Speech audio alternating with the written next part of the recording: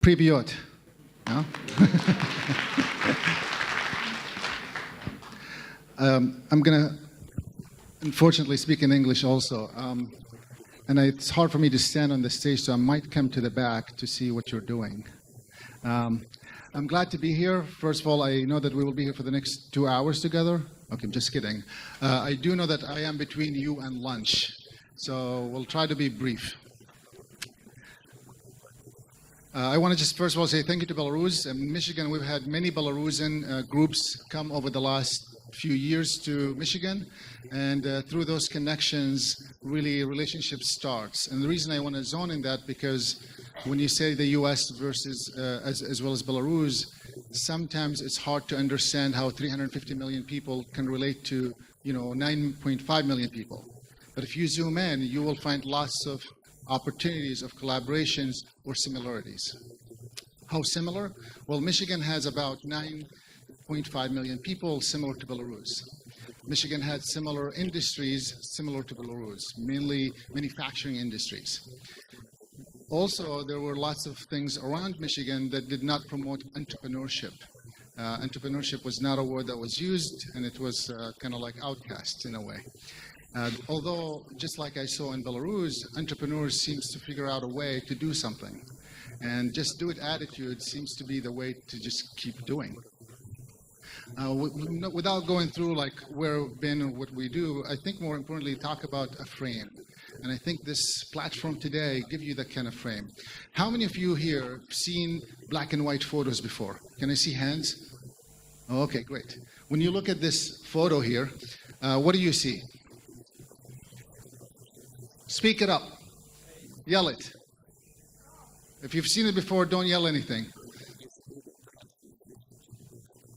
Face. Huh? Nothing. Black and white. Okay, good. Huh? Face. Plate. Lake? Lake. Oh, okay. Michigan, very good. Lakes. Okay.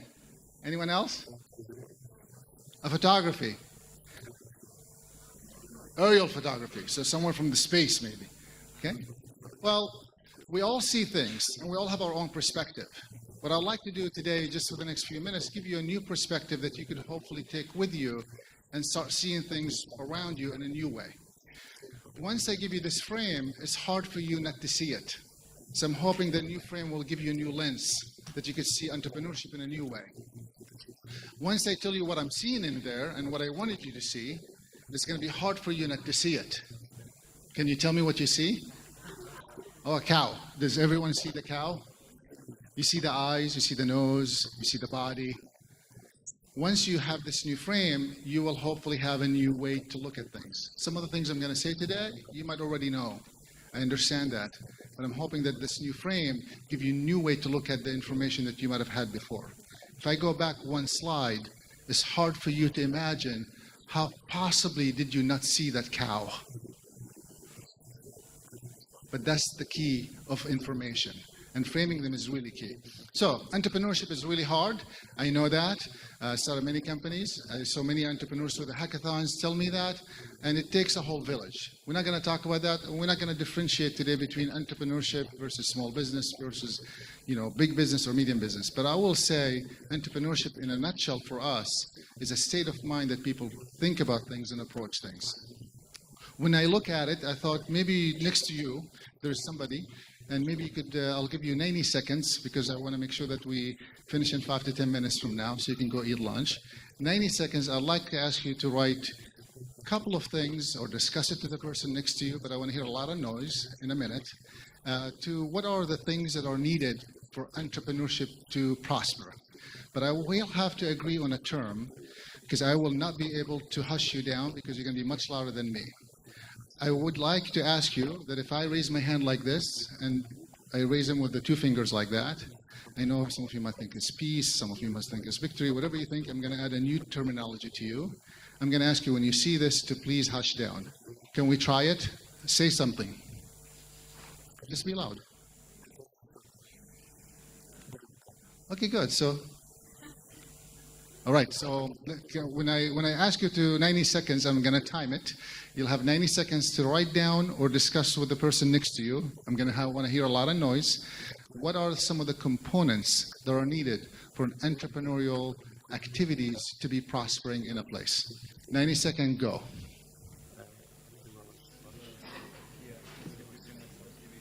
Talk to the person next to you. It's okay.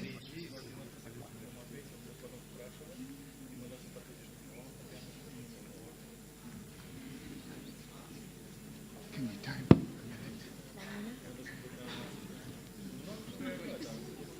I don't hear you loud enough. I see some people talking to themselves. You gotta talk to the person next to you.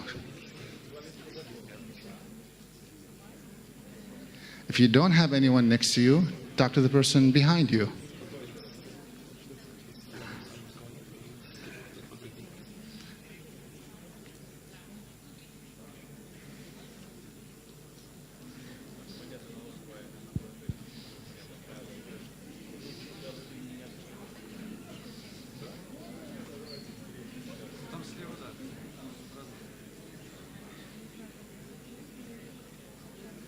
This is sounding better.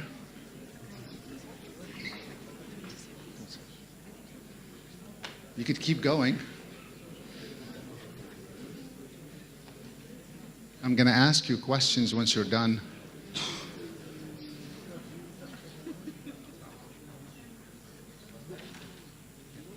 All right. It worked. You guys are so trainable.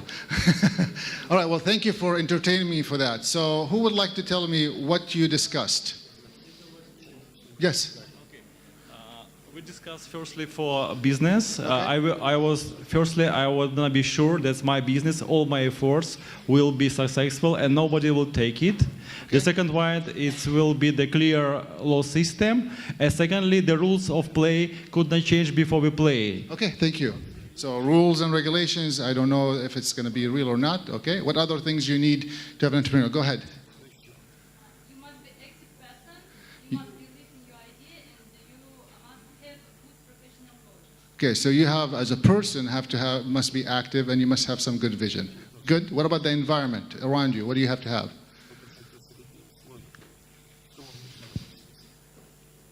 Anyone else would like to add one more? And I'll move on. One more. What did you discuss? Don't make me point at you. I do have lots of fingers. Yeah, go ahead.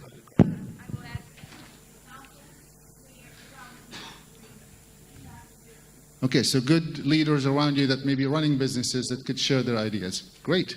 Well, as you could tell, there are lots of components that make a good entrepreneurial ecosystem. We're not going to discuss all of them, but I want to give you an idea about Detroit.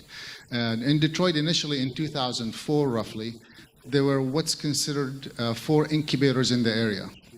And there were some universities, there were some, of course, government agencies, there were all kinds of things happening, but none of them were somewhat talking to each other. Not intentionally, a lot of times just because everybody's busy doing their thing. And with time, what happened is things start coming together. So we realized it's actually bigger than what we thought it is. And just watching what happened in Belarus is very similar. It seems like it's much bigger than what you think it is that you have. And then when we start drawing what are the ecosystems that we have to support activities, we realize, okay, there are lots of universities, there are also hospitals, but who are the hospitals? Who are the players within those hospitals? The picture started getting bigger. So we started drafting where are the resources that entrepreneurs can go to. And initially it was simple like that. And then we zoomed in and we said, if we take one program within one of these programs, and let's just say we want to foster talent, we want to develop the people. We realized there were at the time probably 25 different programs that were happening in the city around development programs. Now remind you, in 2004, probably 1 or 2. In 2014, 25 or 30. So it takes time. Nothing happens overnight. So we thought, what if we got them to talk to each other? And that happened. It took time because a lot of times people don't want to do that because they're busy or they have other things to do or it's just not capacity-wise, it's not possible. So today, there's something called BIZ Grid, and basically all the resources that we're aware of It's now in a book. You can't even list it somewhere. You could go to the website and search for it, so you could electronically available. But also, it's so many that because it keeps finding more ways to help each other as well as to talk to each other. I think it's, you know, this example just helps you hopefully understand a new frame of mind. That I found this report talking about how policy can help. And yes, you're going to need some policy changes. But it takes a village. It takes a conversation, kind of like what I asked you earlier. Start talking to the person next to you. And I know in the beginning it might be uncomfortable. But if you do, then you start putting the issues that you might be facing as a challenge, as well as they might be facing as a challenge, so you can find ways to work together. It might not be all of them, but they might be one of them. So I don't want to bore you with all the details that you need to do to become, you know, an entrepreneurial ecosystem. But I think all the components are here because the last few days I've been here, I saw them and witnessed them. And throughout the years that we've had Belarusian comes to Michigan, we've seen many representations from all these different components that you need for entrepreneurship. So with that, I'm going to ask you to write 3 things that you will do starting today before you leave to foster entrepreneurship, to make it a better place for you and for everyone else. Think about the components that we talked about, whether it's policy, entrepreneurs themselves, or business incubator acceleration or support services. And I will be here for the, you know, for the remaining of time to make sure that I answer any questions or fill in any comments. Knowing that I'm standing between you and lunch, I'm going to stop right here and let it be at the end to continue the conversation. Thank you.